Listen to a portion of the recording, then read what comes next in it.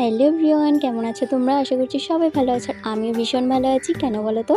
কারণ আজকে আমি যাচ্ছি আমার বাপের বাড়ি। তো চলো রেডি হয়ে এখন বেরিয়ে পড়বো। তো দেখো বেরিয়েও পড়েছি, স্টেশনে চলে এসেছি। আর আমি আর আমার বাবু তো দুজনেও ভীষণ খুশি। দেখো ট্রেনে উঠেও পড়েছি। আর আমাদের বাড়ি থেকে আমার বাপের বাড়িটা অনেকটা দূরে।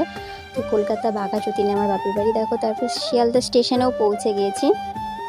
তো সারাটা দিন লেগে গেছে, তো ভীষণ কষ্ট হয়ে গেছে। সেই কারণে এসে গরম তো প্রচণ্ড গরম, একটু লেবু জল খেয়ে নিলাম, শরবত খেয়ে নিয়েছি। তারপরে দেখো আমরা প্রায় চলে এসেছি। আর সবথেকে মজার বিষয় কি জানো তো?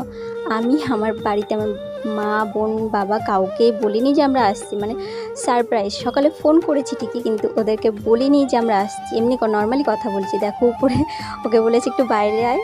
তো এসে আমার বোন এসছে, এসে তো সারপ্রাইজ হয়ে গেছে, মুখ দেখে বুঝতে পারছো। দেখো তারপরে দেখো ঘরে চলে এসেছি। আসার সাথে সাথে যে আমাদের দুটো সদস্য, বাড়ির মেন সদস্য, ভীষণ চিৎকার চেঁচামেচি করছে। তারপরে চলে আসলাম একটু ব্যালকনিতে।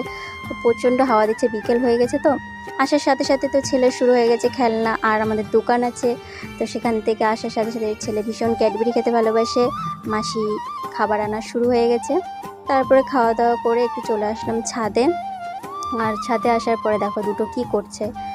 তো অনেকটা টায়ার্ড শরীর, তো সে একটু সময় ছাদে থেকে ঘরে চলে এসেছি। এখন একটু রেস্ট নেব, বিশ্রাম করব। চলো টাটা।